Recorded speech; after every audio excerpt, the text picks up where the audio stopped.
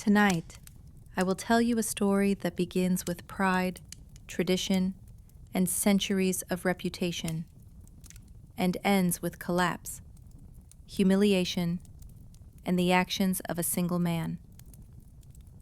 It is the story of Barings Bank, once considered the very symbol of British finance. A bank that had survived wars, revolutions, and economic crises for more than 200 years. A bank that served kings, queens, and governments. And yet, in 1995, this proud institution was undone by one ambitious trader in Singapore. As you listen, let yourself sink into the calm rhythm of this story. The details may sound complex at first, but don't worry. We will take them slowly, step by step. This is not just about finance.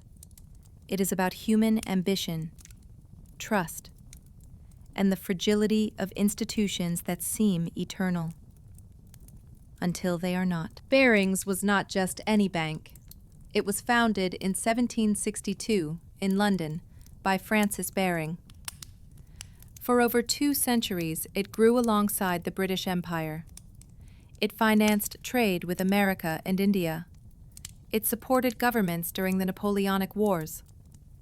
It even played a role in the financing of the Louisiana Purchase, the land deal that doubled the size of the United States. By the 19th century, Barings was called the 6th great European power, after Britain, France, Prussia, Austria, and Russia. That was the scale of its influence. Generation after generation, Barings symbolized wealth, tradition, and trust. For many, it was unthinkable that such an institution could ever fail. But time was changing. By the late 20th century, the world of finance was no longer just about long-term relationships and royal clients. It was about fast trades, complex derivatives, and global markets moving at lightning speed. Barings wanted to be part of this new world, and so it sent young traders abroad. Into this story steps Nick Leeson. Born in 1967 in a modest English family, he was not from the wealthy elite that usually filled the offices of Barings. But he was bright, determined, and eager to succeed.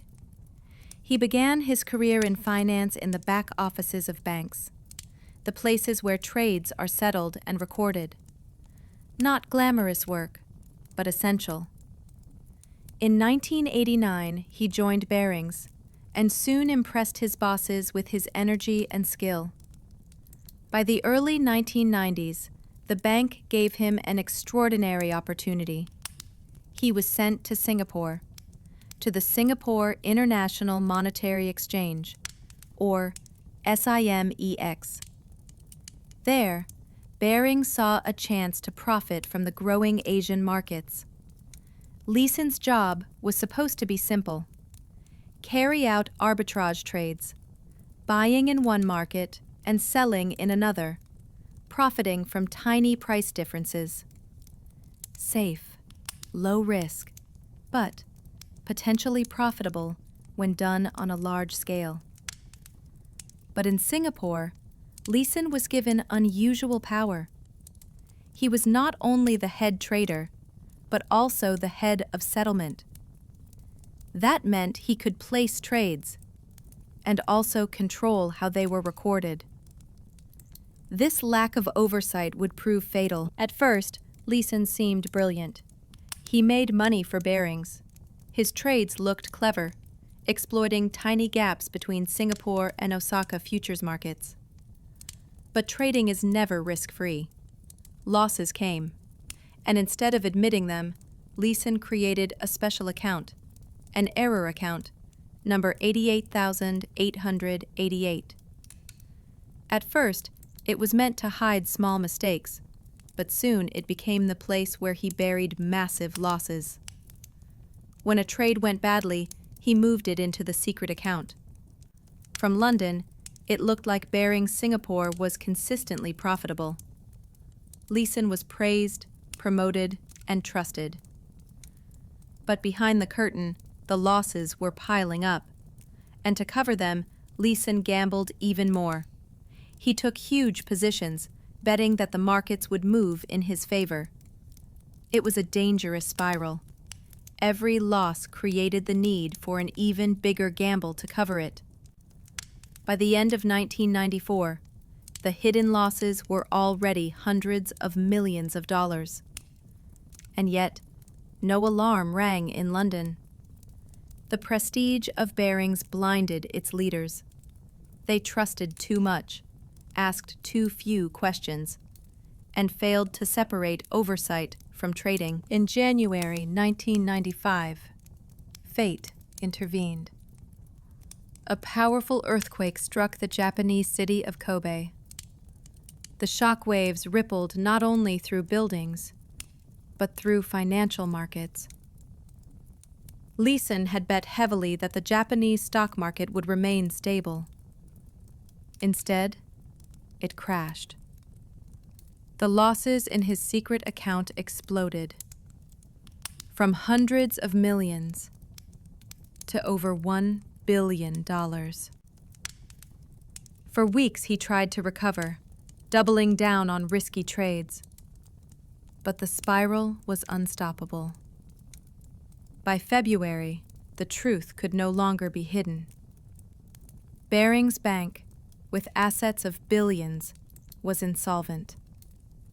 In just a few days, more than 2 centuries of history were destroyed.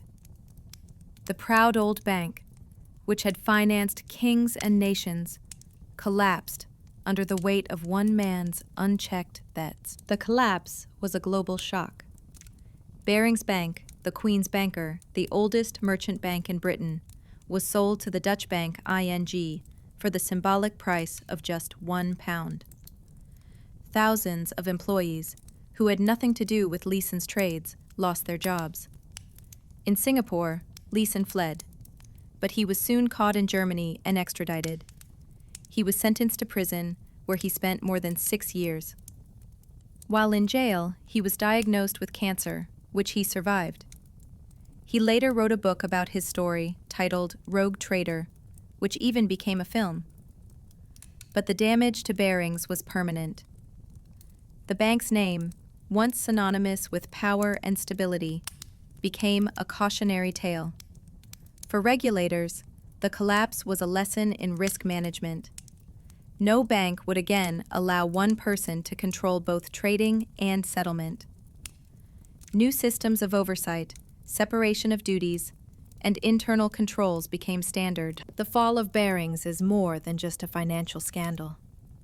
It is the story of overconfidence, lack of oversight, and the dangers of unchecked ambition.